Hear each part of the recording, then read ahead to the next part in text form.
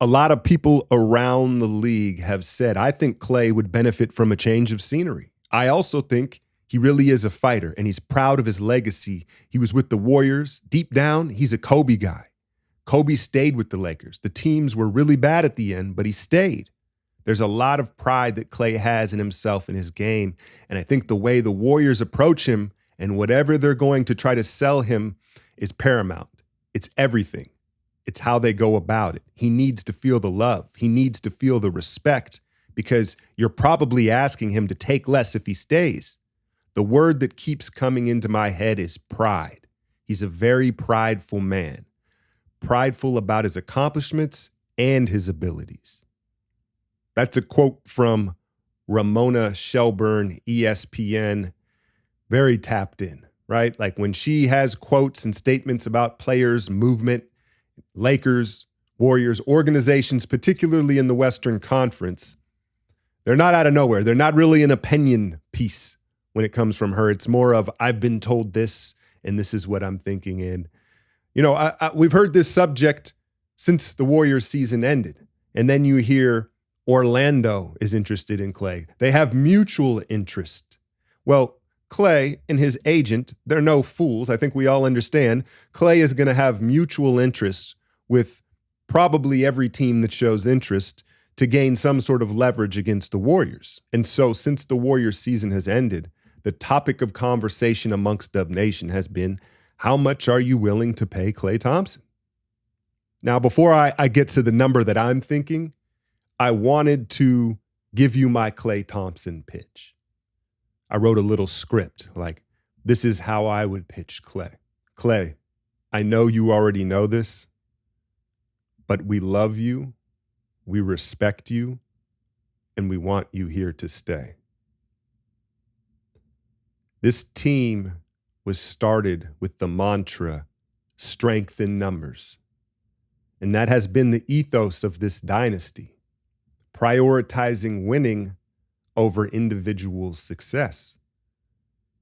And the truth of the matter is, with these new salary cap rules, we cannot pay you what you're worth. We can't do it and still roll out a contending team. We would lose the identity of what this has been. Now, we all know you have earned the right to go get that bag. You can go take that bag, and we're not going to love you any less. The statue is still going up outside of Chase Center, regardless of your decision. But that said, we'd love for you to complete your legacy where it began, still contending for championships. And so our offer is 2 years, $40 million. It's not what you're worth, we understand that, but it's what we can afford while still maintaining our ultimate goal as a team and an organization. So what do you think? That's my pitch, man. That's my pitch. 20 is the limit. And I know you can say market value, this guy, that guy, he's worth way more. Some of you will probably say, I don't care what you pay him. You pay him 40 per. I want him to finish. It doesn't matter. Winning doesn't matter. And like that Ramona Shelburne quote, she brought up those final years of Kobe and how ugly that looked in Los Angeles as far as winning goes. But that's how I feel. I feel you have to draw a line at 20, even if it's not the market value. You test his values. You put it back on Klay and you say, hey, man, are you loyal when Harari don't start? Nah, but that's how I feel. I'm curious to see what y'all line is. Let me know in the comments. I'm imagining it's probably a little higher than mine. I'm no cap dude. I don't know the numbers, but that just seems reasonable in my eyes. But what do I know? Underdog fantasy. Listen, man, I got the TV repoed, as you can see. Now I'm rearranging the room. I got some stuff to share with y'all. I'm going to do a setup video here coming soon. I'm excited for that. But like I've said, I am officially 26 signups away from reaching my goal with Underdog Fantasy. It would be huge. And that's really, I'm sure people's deals are structured differently, but for my deal, that's really how you earn, is hitting that quota, that goal that they set, bonus goal. And so I would love it if you could support the channel and sign up and use the code Alchemy. I've got until the end of June to get this done, really till the end of the finals, but I'm excited. and hopeful that I can reach my goal. My picks for this OKC Dallas game 4, I'm excited for this one. I'm going to go Chet Holmgren higher than 8.5 rebounds because that's been an issue for OKC, right? The rebounding. And you imagine now down 2-1, their first real taste of adversity in this playoffs, an all hands on deck. Like that's going to be priority 1 and 2 is like, hey, hit the glass on both ends. So I like Chet to get higher than 8.5. And then Kyrie Irving has been, we talked about it in the last video. He's playing differently, right? Point Kyrie. Now, he's had a lot of turnovers. I'm not mad at that turnover number if you're looking at that one, but I do like his higher than 5.5 assists. You've seen him set out to distribute, be a point guard, get PJ Washington involved, get these other guys involved, and it certainly helps that the others are hitting their threes, and then he looks to score late in the games. So those are my 2 picks for tonight's game. Please support the channel. The link will be in the description. You always hear, oh, this team doesn't have enough experience. They're too young to experience this, experience that. Well, experience showed up yesterday afternoon in Minnesota, where all of a sudden it's 2-2. Just like that. The champs snap their fingers and they look like the champs again, right? Can't blame the refereeing for this one. I thought that they just out-executed and out-adjusted this young Wolves team. And they were dumb hot, right? They were dumb hot. But I think the story of the game is Aaron Gordon, right? Point Aaron Gordon. And it's funny what you stumble into, right? Because there's no way that this would have been part of Denver's game plan in this series. But because of the backcourt ball pressure they were putting on Murray, Reggie Jackson was in there, the typical ball handlers, they're like, all right, we've got to find a way to diffuse that.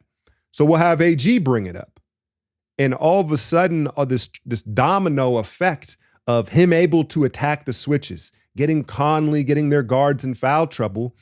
And, you know, it seemed to have found him a rhythm, you know? And it's funny because when you watch players and they go to a team or they're around teammates for a while, by osmosis, they pick up on things, right?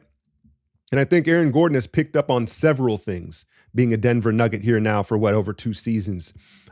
First and foremost, I think that he has learned to actually play big. I know he was playing like a point forward yesterday, but when he'd get a mismatch on a Conley or a Alexander Walker or somebody like that, there's none of this face up, I'm going to dribble in your face stuff. He turns his back, gets them on his hip, and backs them down to where he wants to be. And I think that by osmosis is just being around Jokic for a couple years now. It's like, no, I can make this way easier on myself by just playing big, right? But I think the more surprising thing has been the shooting and the 3-point shooting. And AG has always been a guy where it's hard to make shots when you're not sure you want to take the shot. That's first and foremost. And he's always been hesitant with it, right? And then rhythm-wise, that it can kind of go hand in hand. And his rhythm hasn't been great with his shot. He has seemed to, at least right now, he has a perfect rhythm with that foot replace, a very quick 2-footed foot replace, not a 1-2 step, which a lot of the time he shoots in the corner, so it has to be a foot replace. And you know who it looks like? It looks exactly like KCP's foot replace. It's the same rhythm and it's the same footwork on the catch. And you imagine those two probably have been drilling out that shot for a couple seasons now. Beyond just the performance, though, I think the competitive juice and spirit of Aaron Gordon can't go overlooked because, look, man, it looked like Murray and Jokic in particular, the 2 stars and leaders of this team, were less hungry. Right? They always say it's harder to defend than to win this first chip. They just didn't look as hungry as they did a year ago. And Aaron Gordon has done a great job, I think, boosting that hunger and be like, no, we're still hungry. We still have that spirit. And I think they've fed off AG. And then when he's shooting like that, it changes the spacing and geometry on the floor. You know this, right? All of a sudden, the Murray-Jokic pick and roll is open, and Gobert and these guys, they can't just not guard AG. So we'll see if that shooting continues. I definitely think they're going to continue with the point AG, where he's initiating the offense, relieving the ball, handling responsibilities, and it works them into automatic mismatches. And is who we thought he was, right? 40 ball, you knew it was coming, did everything he could. I think it was Towns and Nickeil Alexander in particular that just had really poor performances, and they're going to have to play better. But let's start with Towns. And he, when you talk about basketball IQ, by the way, I have a full breakdown of this game. So if you're saying, dang, how are you getting into the X's and O's like this? Well, I just rewatched the game this morning. I've got a full breakdown of it on my Patreon. But Towns, he's frustrating, man, because we know how talented he is. But again, back to basketball IQ. You see the silly fouls, silly turnovers, and a big portion of basketball IQ to me is emotional IQ. Can you perform while still getting emotional? Now, some guys, they just control their emotions. They know that if they get emotional, they won't be able to do so they don't get emotional, right? But Towns gets emotional, and then he gets out of pocket. And you see the silly fouls, and you see him getting over-aggressive, and it usually leads to foul trouble, right? What I see happen when he gets emotional and he gets frustrated is he seems to confuse or prioritize effort over execution. And that is really big picture what happened to Minnesota. I don't think it was an effort issue for them yesterday. It was an execution issue for them to go along with Denver making some tweaks, some adjustments in the hot shooting. But, he's like, Towns is so desperate to show and let everybody know externally, hey, I'm going hard. I'm trying full effort right now. I'm mad. And then he loses sight of the execution. Work smarter, not harder. You hear me say that term a lot. And so they're going to need more from Towns. I don't like him with his back to the basket. I thought that was foolish. I want to see more pick and pop with he and Ant, two-man game that. And more Naz Reid. Listen, it kind of feels like they figured Gobert out a little bit. When you watch Jokic, he's understanding. It's like the relationship between a hitter and a pitcher, right? And then now that they've had a bunch of at-bats against each other, Jokic is understanding the weak side defense of Minnesota, and he's manipulating it better than he had previously, and he's manipulating Gobert better, and they all are. Murray, when he turns the corner off the screen actions, whether it's Towns or Gobert, they'll take like one or two steps and then they retreat back to Jokic. And Murray knows it now. He's way too comfortable. He just waits for them to start to retreat back, and that's the window where he's shooting at. So they've got to blitz him. They've got to change that coverage. And listen, I know he's fourth defensive player of the year, and he's gotten a lot of praise, rightfully so far in these playoffs. But have we come to a point where the Wolves there needs to be less Rudy Gobert and more Naz Reid? It's going to spread the floor and be able to get out to the perimeter and guard more space than Rudy, where if Christian Brown, Aaron Gordon, Justin Hall, if they're all hitting threes, they need to guard out in space more. And that is not going to be Rudy's calling, right? But yeah, man, never count the champs out, right? That old adage, but here we sit 2-2. I guess the last thing that I'll say about the matchup moving forward is this young Wolves team, and I say young Wolves, I know that they've got Conley and I know Gobert, but Gobert, let's face it, is not a leader. Well, some may push back at that, but Conley's kind of their vet guy, right? Otherwise, they're very young. I think they miss Chris Finch's voice on the sidelines. And I know you're going to say, well, he's sitting right there, but he's kind of off the court, right?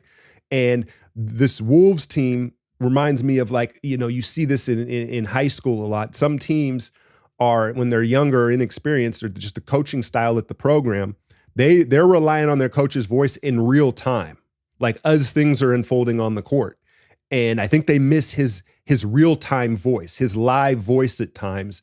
And I'm curious to see if somehow, some way, if he can get a cane, a crutch or something and get up on that sideline, and so they can hear his voice and maybe settle them against this team that clearly has more experience and more long-term chemistry. So I'm going to do a live stream mailbag here at some point this week, and I'll jump back and talk about what unfolds tonight in Dallas. Hit that like, share, and subscribe. I'm out, y'all.